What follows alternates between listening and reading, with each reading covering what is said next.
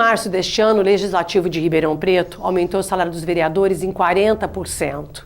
A votação em caráter de urgência provocou um movimento panelaço na cidade, principalmente depois de noticiado nos jornais. Eu converso aqui com o Jonas Pasqualin, que é historiador e que é um dos envolvidos neste movimento que está alegrando muita gente, apesar de decepcionar alguns, mas eu posso te dizer que há muito tempo eu não via uma manchete como essa no jornal sem ser um escândalo pelo escândalo, sabe, Jonas? O escândalo pelo escândalo, ou a baixaria, pelo menos é uma baixaria que tem... É uma baixaria politizada, é uma baixaria para dizer, chega, estamos cansados, mesmo, né? E o Cícero está presidente, é ele que tem que ouvir, né, pelos outros. Isso daí é natural, porque todos lá têm a mesma culpa, né? Mesmo aqueles que dizem assim, eu não votei pelos 40%, mas ninguém abre mão da diferença, né? É uma coisa meio dúbia, então a gente fica um pouco preocupada. Agora, o que nos leva a ficar felizes com cenas como essa? A gente poderia ter outras cenas aqui, né? A cena do diálogo, não é, Jonas? O debate aberto. Por que chegou nesse ponto? O que aconteceu, olha, Jonas? Foi uma sequência do meu ponto de vista, infelicidades da parte dos vereadores da Câmara.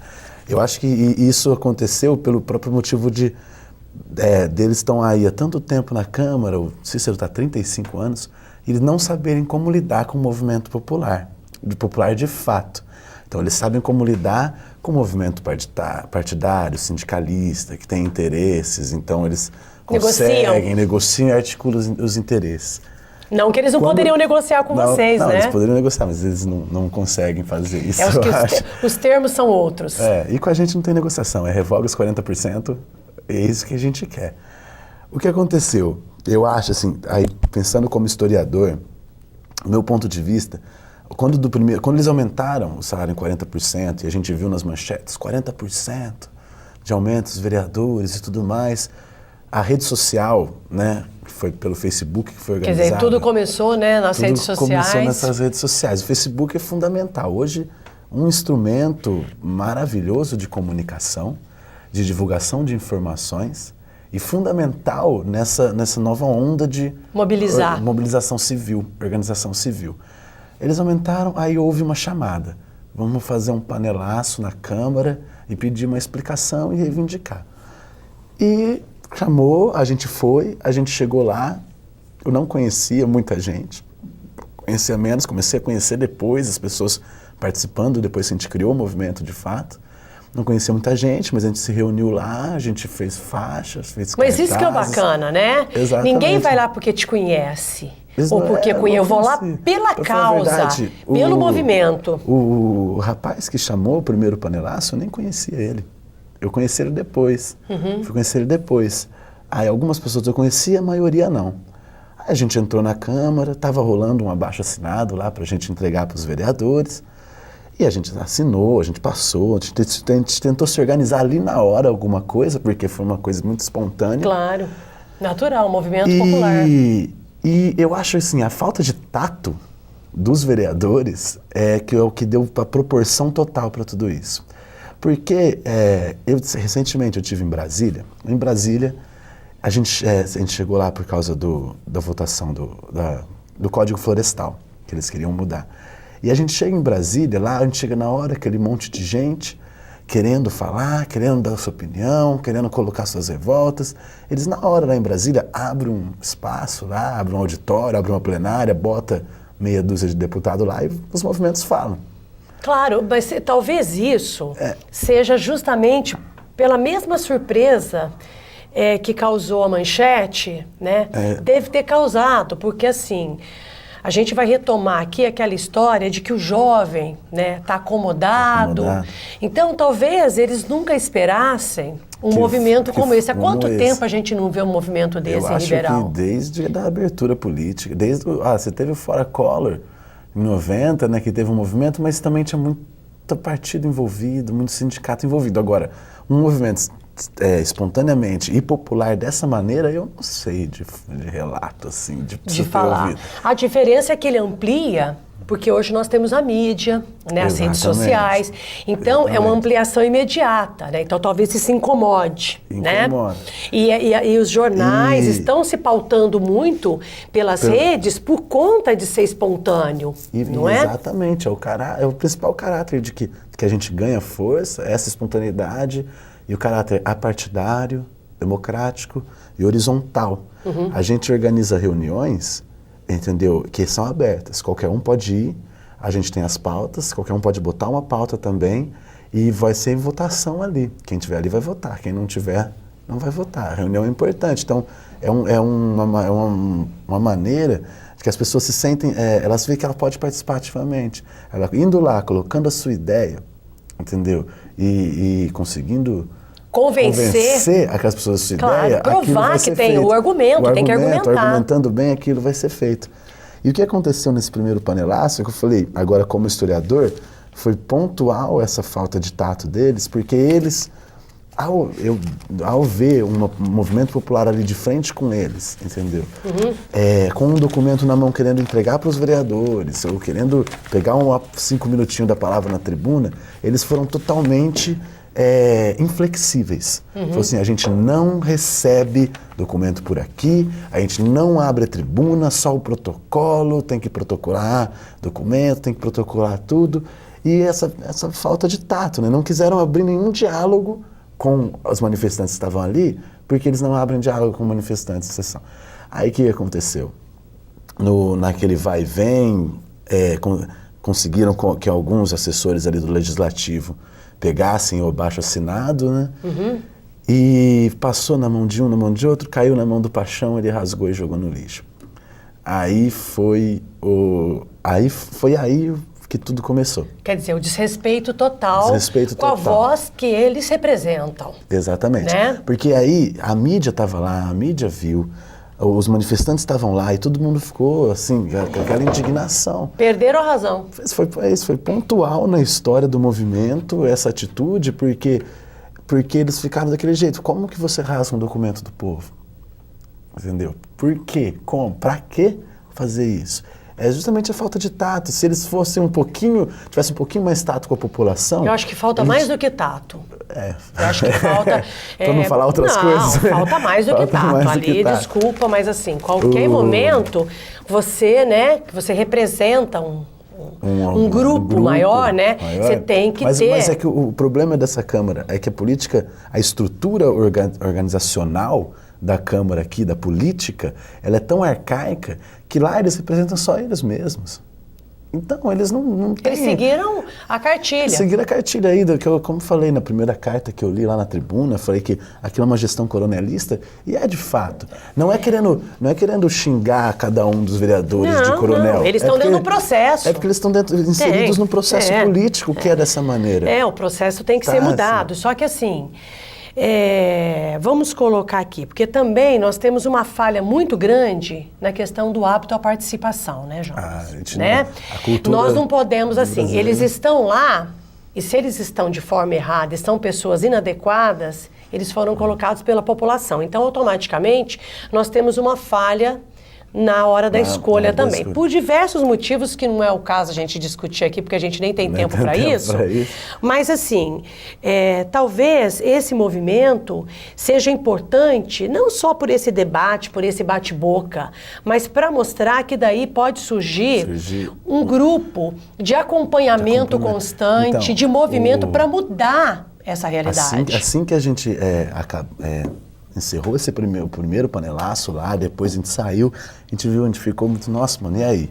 E agora o que aconteceu? Esses caras tiraram a nossa cara, a gente veio aqui, eles tiraram a gente, entendeu? E aí a gente foi posto, no primeiro panelaço, a gente foi posto para fora lá, pela guarda municipal, que eles nem estavam em serviço lá, eles estavam lá pela votação. Então um monte de guardas municipais que não estavam em serviço, fizeram um cordão, empurraram a gente para fora. Então, quer dizer, eles fizeram um acordo para poder ter a votação. Aí, quer dizer, teve toda essa sequência de desaforos com a população. A gente falou assim, não, vamos chamar uma reunião amanhã então. A gente já pega o Facebook e convoca uma reunião amanhã para vir. Para vir todo mundo. Tudo tem um lado bom, né? Você vê, fez o Paixão, fez história. Talvez, olha que coisa incrível, talvez se eles tivessem tido a noção, né? E o movimento não se estendesse se tanto. Eles fizessem aquele reformismo da social-democracia, que é fazer o jogo, o movimento ele tinha acabado no primeiro dia. Eles recebendo a carta e escutando um pouco os manifestantes, no outro dia eu não sei se os manifestantes voltariam lá. E eu acho que o movimento resistindo é sinal de que ele é necessário. É necessário. Né? Inclusive, na primeira reunião que a gente fez, porque daí foi uma coisa incrível também. No dia seguinte, a gente chamou uma reunião, foi umas 20 pessoas apareceram para ir na reunião. E a gente, em conversa, a gente deliberou que esse tinha que ser um movimento que se fundasse como permanente e como um fórum para discussão. E não ficasse só em panelaços. Claro, ele surgiu numa explosão. Ele surgiu numa explosão. Mas ele precisa se sustentar. Precisa se sustentar. E mobilizar as pessoas a participar das modificações, do acompanhar o que os políticos estão fazendo. Aí a gente pensa em fazer isso como, né? A gente tem como seu professor, tem outros professores, outros profissionais de outras áreas.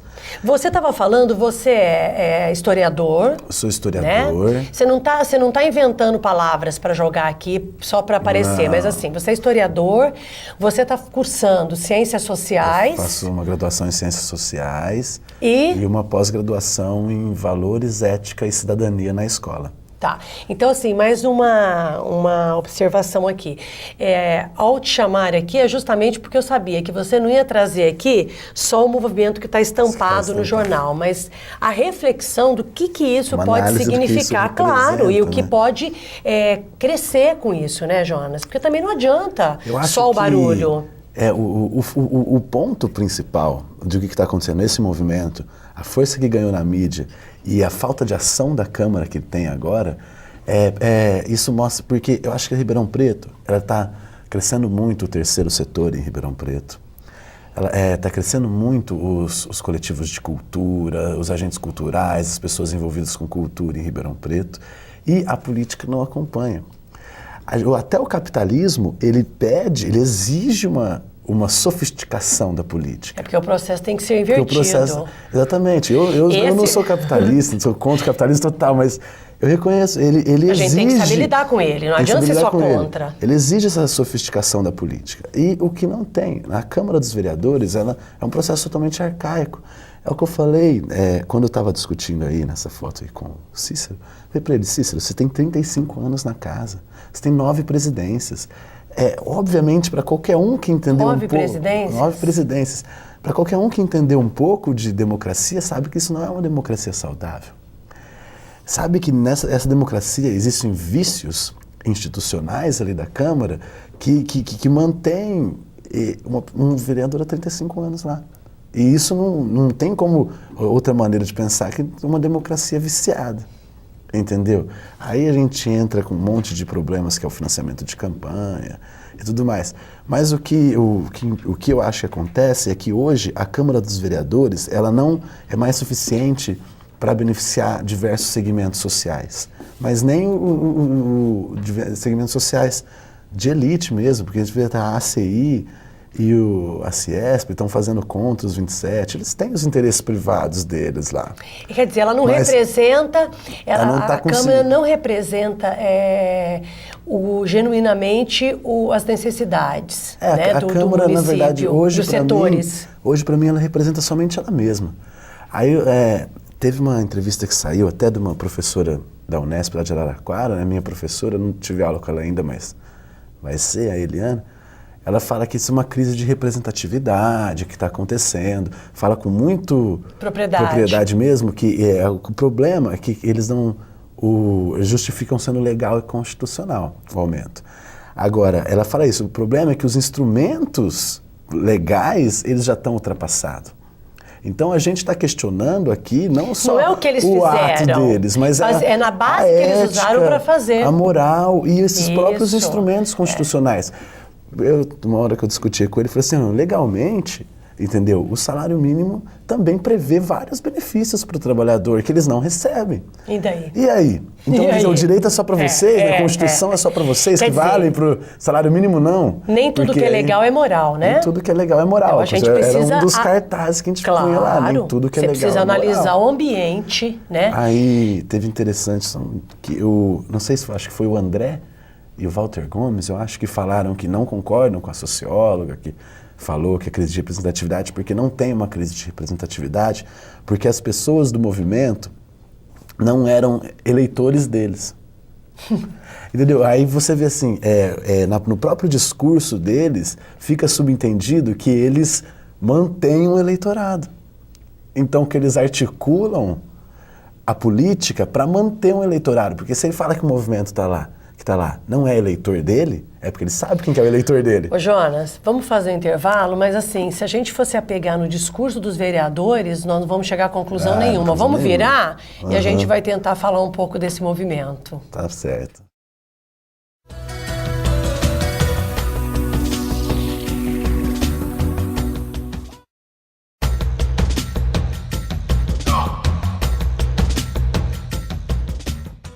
Ô Jonas, eu sou muito crítica também, não só ao Legislativo de Ribeirão ou de outros lugares, porque em alguns momentos eu tentei frequentar o ambiente e eu achei impossível, né? Uma má educação, as pessoas estão falando lá no plenário, todo mundo conversando, com o telefone na mão, então não existe um interesse voltado para resolver, quer dizer, banalizou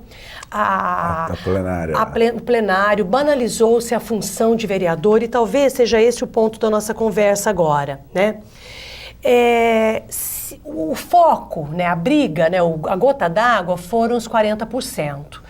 Só que assim, vamos falar a verdade do que provocou esse movimento. Não é um aumento de salário, né? Eu acho que na minha concepção, o que provocou esse movimento desculpe a palavra, mas é a incompetência administrativa que a gente está vendo no poder público de forma geral.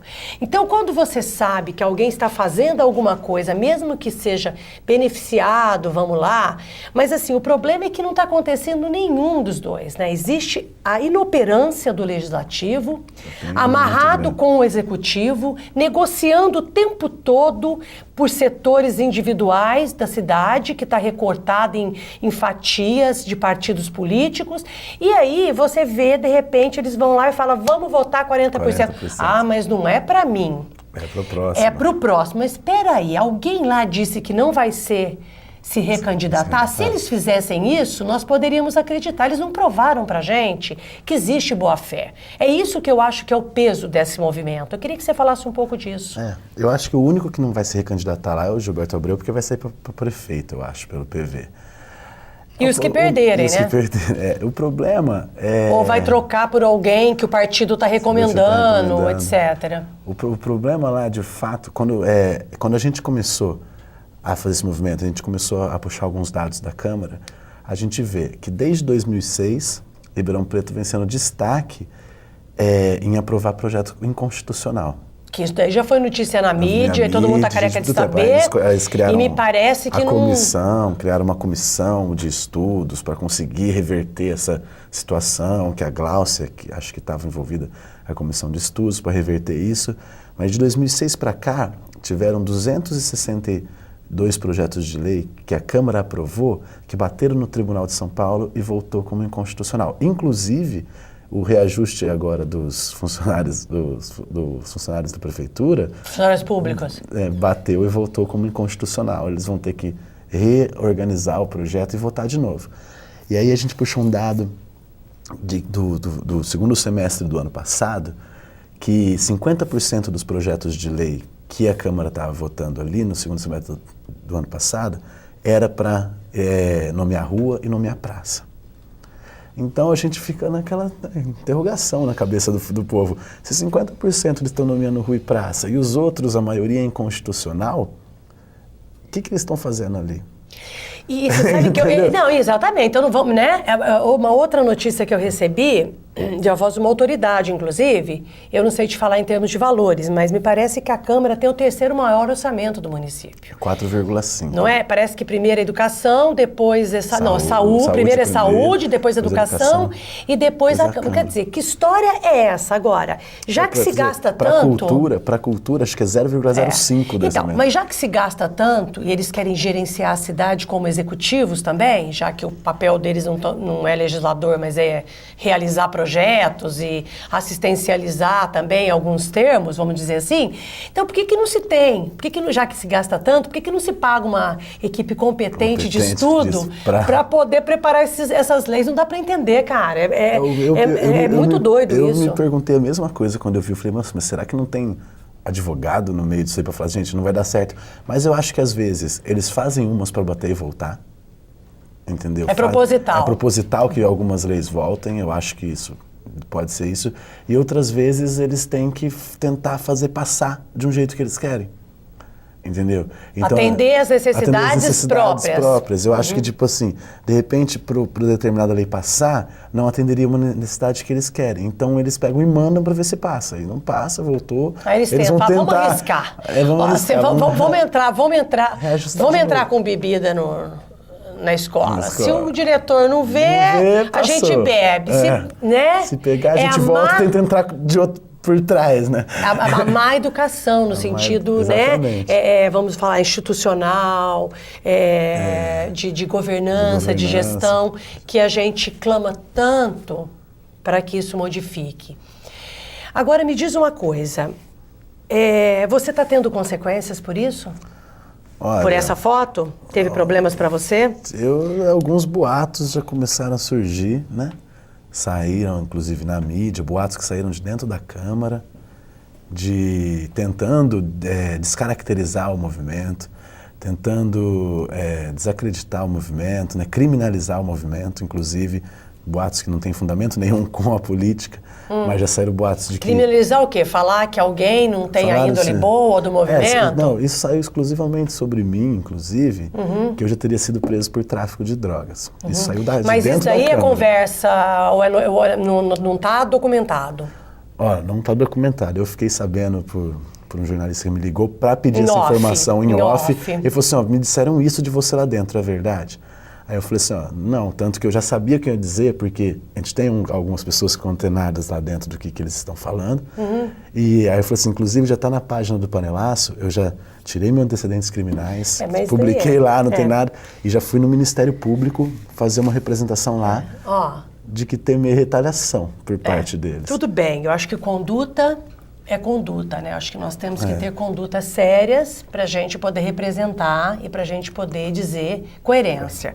Mas se a gente for pensar em coerência, se a gente entrar no mérito da coerência e do ficha limpa, a gente está complicado, né?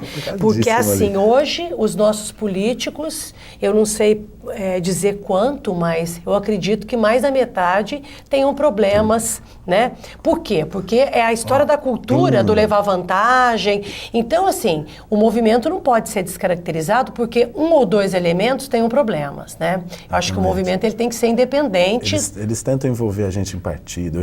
Já me falaram que eu sou do PSOL, já falaram que eu sou do MST, já falaram um monte de coisa, mas eles não acham nada. O MST está no governo agora. Eu nunca fui de nada disso, entendeu? Então eles não acham nada, na verdade. Então eles ficam lançando boato. Você é filiado a algum partido?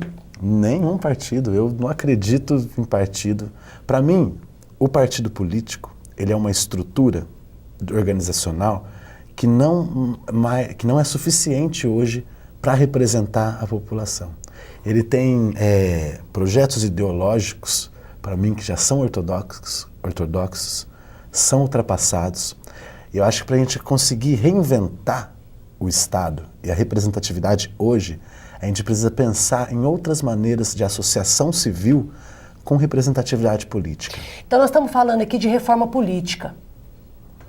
Né? Nós estamos falando de algo muito maior do que o que a gente possa modificar por aqui. Nós podemos ajudar, mas não podemos modificar sozinho. Como que você vê essa questão? Eu acho assim,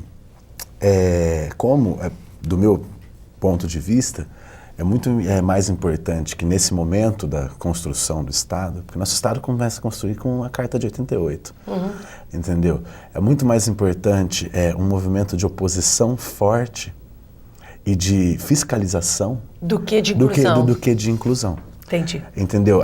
Porque o que acontece? Se a gente for ver o panelaço, as coisas que estão acontecendo, alguns vereadores vão cair com isso. Porque a gente vai continuar indo, vai continuar batendo. Até o fim. Até o fim. Então, quer dizer, a gente sabe os que vão se manter. Os que vão se manter, a gente sabe quem é, que vão ficar lá. Só que alguns vereadores que têm uma minoria de representação ali, eles vão cair. E outros vão entrar. Só que eles já vão começar a perceber, os que vão entrar, o movimento continuando, que eles já não vão poder entrar no jogo. Porque se eles entrarem no jogo... Pelo menos de maneira tão banalizada, né? Eles vão ter mais preocupação, né? Eles vão ter que se preocupar. Tem alguém me olhando. Quando você pensa que tem alguém te olhando, você começa a repensar o teu comportamento. Começa a repensar. Porque, por exemplo, se você pega a Câmara dos Vereadores, hoje tem um monopólio muito grande ali dentro. Tanto da prefeitura como da presidência da Câmara. Não tem oposição? Não tem oposição. Não tem. É um monopólio muito grande. Então, eles fazem tudo do jeito que eles querem ali e se acertam ali. Como que vocês pretendem chamar as pessoas que estão distantes desses movimentos, dessas redes sociais? De que forma? Então, eu acho, a gente tem uma ligação, o movimento do Panelácio tem uma ligação muito próxima com os coletivos de cultura e movimentos de cultura. Entendeu? E os coletivos de cultura, os movimentos de cultura, eles têm ligações com a periferia. Tá, trabalho em campo, né? Trabalho em campo. Deixa de ser virtual só, né? Virtual. O contato físico. O hip hop, por exemplo, o hip hop é uma arma que dentro da periferia que é muito eficiente. Na verdade, vão preferir a palavra ferramenta. A ferramenta. É melhor do que arma, tá. Uma ferramenta. Mas, por exemplo, eu conheço vários integrantes do movimento de hip hop de Ribeirão. Já conversei com uns até. A gente já está pensando como que a gente vai levar isso para a periferia, levar o movimento para a periferia, que é o difícil. Para envolver as pessoas que estão distantes da rede. E a gente pensa também, dentro do movimento, organizar uma frente educativa, entendeu? Não é só questionar, né? Só questionar. É formar, educar, cidadania. É um processo não só para agora, né? Por exemplo, eu estava conversando hoje com um amigo meu, que ele é lá do Quintino, né? Aí ele é artista também, músico. Eu estava conversando com ele e ele falou, não, a gente tá junto, estamos juntos, e aí como que a gente vai fazer? Eu falei, não sei, né? Veio aí, né? Com a galera aí, mas vamos fazer o seguinte, a gente faz um dia cultural com um comício, porque a gente pode, não é partido. A gente não é partido, a gente não é político, eu posso fazer. Tem diversas formas de você, né? Uma intervenção, não vamos falar com intervenção, você abrir para as pessoas. Ô Jonas, quantas pessoas estão efetivamente envolvidas assim? No movimento? Um grupo assim que esteja mobilizando mesmo para começar. Quer dizer, faz um mês que surgiu, né? Muito novo. Muito novo. É difícil falar porque cada hora parece gente diferente. Uns somem, volta, outro aparece, aí que tem. Mas eu acredito que envolvido de fato assim na realização de tudo, sem contar os manifestantes, que nem a gente foi sábado para a rua, tinha mais de 200 manifestantes lá, envolvido diretamente tem mais de 30. Que bom. É um grupo bom, é um grupo bom, ótimo, né? Quantos vereadores nós temos? 20 vereadores ali. Então então se esses 30 souberem gerenciar mais do que os que nós temos no Legislativo, talvez essa ampliação, mesmo com pouco recurso, porque o poder financeiro está com eles, talvez isso possa trazer modificações. Eu não te trouxe aqui para te dar visibilidade, eu te trouxe aqui para mostrar que nem tudo que a gente avalia de longe, né, é aquilo que as pessoas estão dizendo. Eu acho assim, só de ter nascido esse movimento, independente das falhas que possam ocorrer, dos problemas que o grupo possa ter, de tudo mais, eu acho que já renovou, trouxe uma renovação para as pessoas. Eu acho que isso pode não ser você amanhã, o importante é esse movimento continuar. Impressionante, porque a gente tinha traçado uma estratégia agora depois da última quinta-feira, que a gente foi lá, a gente não manter essa intensidade de terça e quinta na Câmara, porque é uma coisa pesada e difícil, né? Mas a hora que a gente falou isso, o Oswaldo, não, a gente vai, povo, a gente vai. Tanto que a gente chamou uma reunião para hoje à noite, que vai fazer do grupo, eu acho que a gente vai voltar nessa terça, nessa quinta, eles querem voltar. Mesmo porque o plenário é aberto, eu acho que vocês têm que acompanhar, não é um acompanhamento? Não é só pressão, é uma questão de acompanhamento. Mas o movimento, ele quer voltar mesmo para fazer pressão, eles não querem parar, não. As pessoas, elas estão gostando. É isso eu acho que está acontecendo. Determinadas pessoas que eu nunca tinha visto, nem no meio de movimento político, nem no meio de movimento nenhum, elas estão gostando de estar ali agora, de participar. Não, porque depois que elas você começa a sabendo, participar... porque elas começam a saber o que está acontecendo. Eu fico impressionado como que o discurso se reproduz, né? Quando a gente começou a estudar as coisas sobre a Câmara e reproduzir e soltar o discurso do que as câmaras estavam fazendo, o discurso ele pega e se reproduz e todo mundo está sabendo.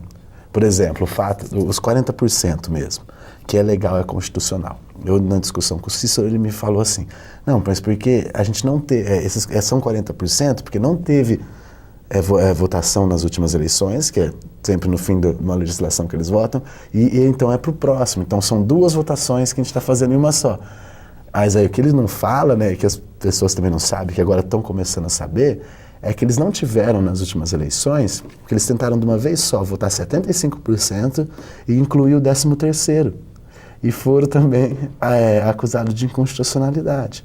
Porque assim, o principal problema que causa esses aumentos e essa forma é essa profissionalização da política.